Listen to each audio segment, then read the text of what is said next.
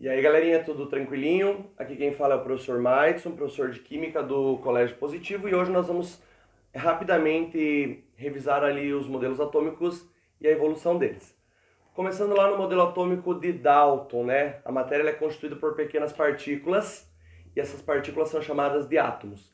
Para Dalton, o átomo seria uma esfera maciça, homogênea, indivisível e indestrutível, podendo ser comparado a uma bola de bilhar.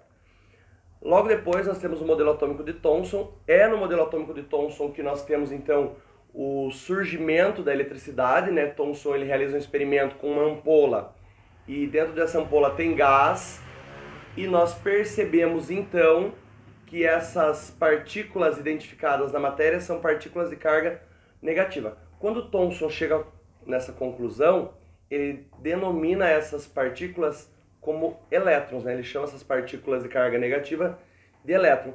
E ele conclui então que o átomo seria uma esfera positiva incrustada de cargas negativas, correto? Ou seja, uma esfera homogeneamente positiva cheia de cargas negativas. Depois do modelo atômico de Thomson, nós temos o modelo atômico de Rutherford, que é onde surgem então as partículas positivas, que são chamadas de prótons.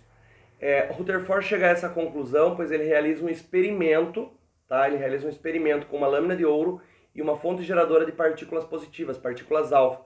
Ele bombardeia essa lâmina de ouro, percebe que a maior parte dessas partículas atravessam a lâmina de ouro, algumas são desviadas e poucas são repelidas. Com isso ele chega à conclusão que o átomo, para ele, fica dividido em duas partes. Núcleo, pequeno, positivo e denso, eletrosfera, um espaço vazio, com carga negativa. Núcleo, carga positiva são os prótons, eletrosfera, carga negativa são os elétrons. Posteriormente ao modelo atômico de Rutherford, surge então o modelo atômico de Bohr. Bohr ele não ignora totalmente o modelo atômico de Rutherford. Bohr ele simplesmente aprimora, né? Então ele permanece com a ideia do átomo dividido em duas partes, núcleo, carga positiva, prótons, eletrosfera, carga negativa, elétrons, só que Bohr ele organiza a eletrosfera em níveis ou camadas de energia, tá? Claro, além desses cientistas que nós temos aí para contribuição para chegarmos no modelo que nós temos hoje, nós também tivemos a contribuição de um cientista chamado Chadwick, né? Chadwick foi quem propôs a existência do nêutron, que seria uma partícula sem carga que estaria presente lá no núcleo, para que o núcleo se mantivesse. Correto? Agora vocês vão perceber aqui que eu vou abrir uma apresentação de slides, tá? Só um momentinho.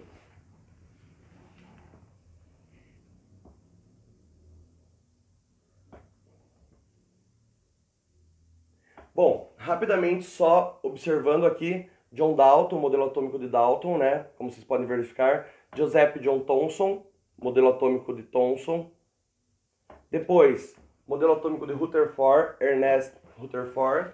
E o modelo atômico de Rutherford-Bohr, ou simplesmente de Bohr, né? Que foi proposto por Niels Bohr.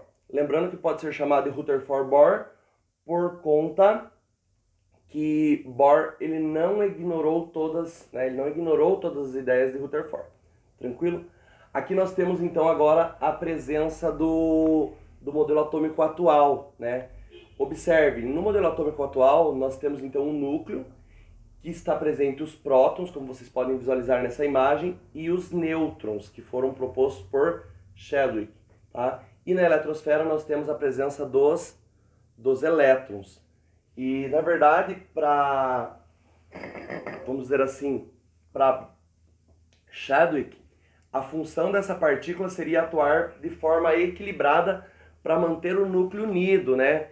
E justificar a massa do átomo, correto? Então, esse é o modelo atômico atual. Claro, contribuição de todos os modelos atômicos que nós vimos e mais alguns cientistas.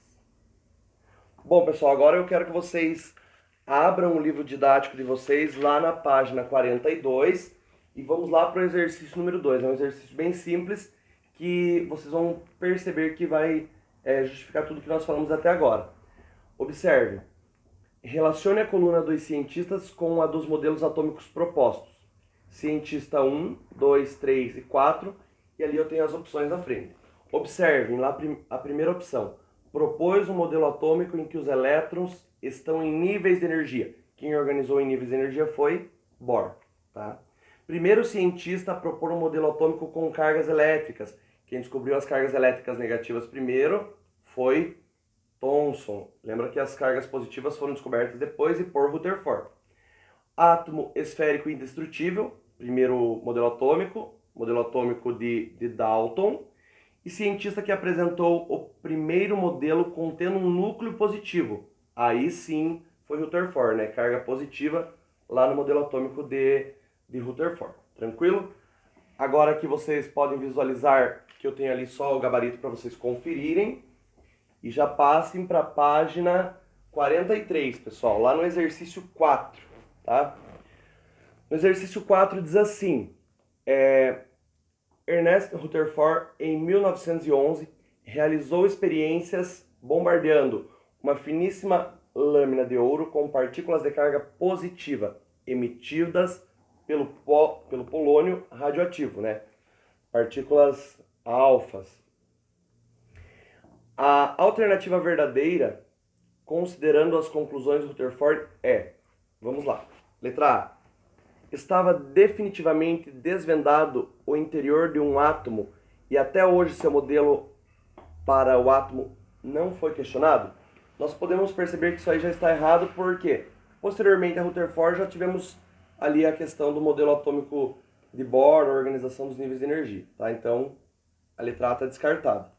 Letra B. Poucas partículas atravessavam a placa de ouro, demonstrando que o átomo é maciço? Não. Para Rutherford, o átomo é dividido em duas partes, núcleo e eletrosfera, e maior parte das partículas atravessavam. Letra B também está descartada.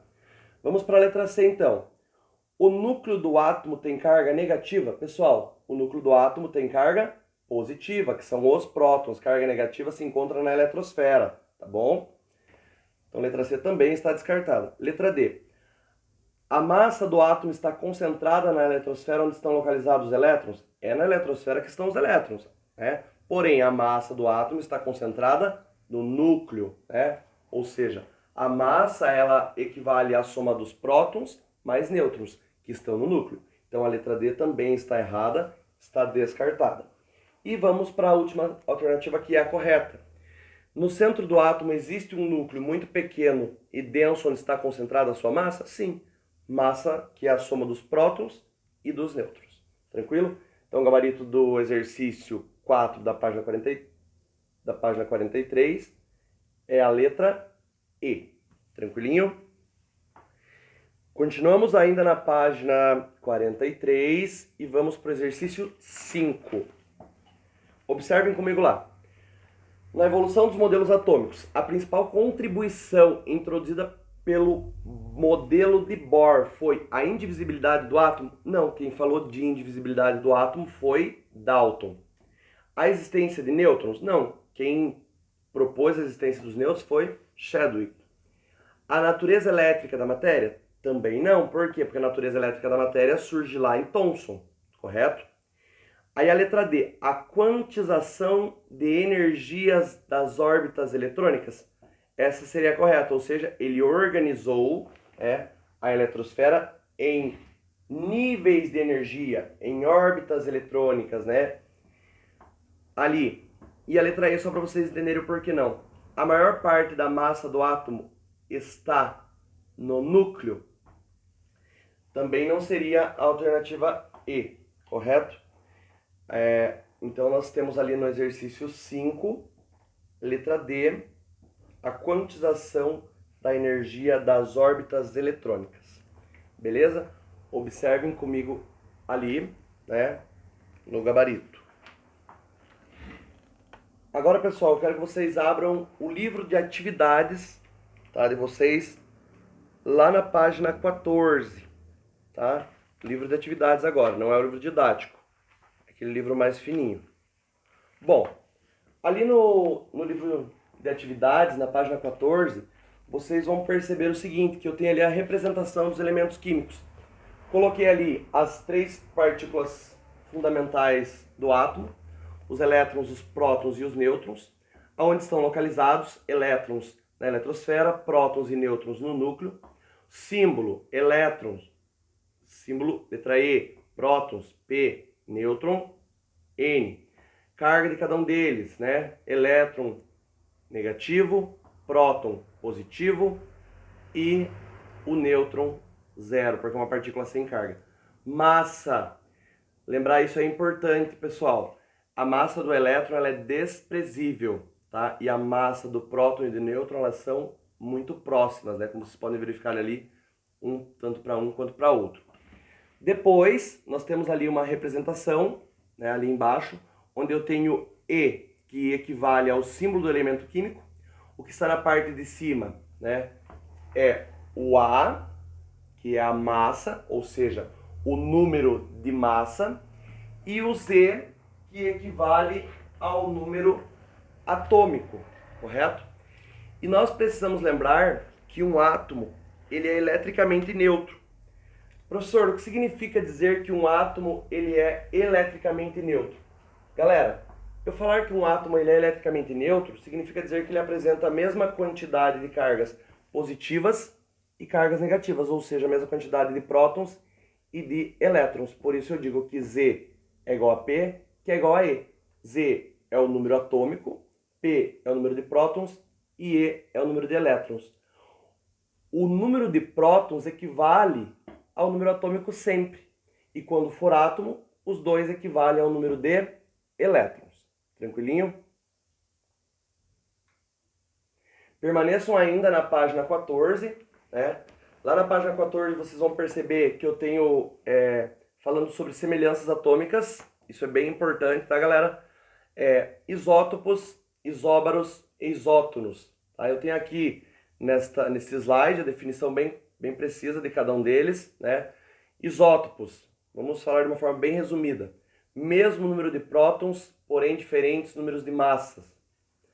Isóbaros, mesmo número de massa, porém diferentes números de prótons. Isótonos, nós temos mesmo número de nêutrons, diferentes números de prótons e diferentes números de massa. Tranquilo? E somente relembrando que os isótopos são átomos de mesmo elemento químico, isóbaros e isótonos são átomos de elementos químicos diferentes. Beleza?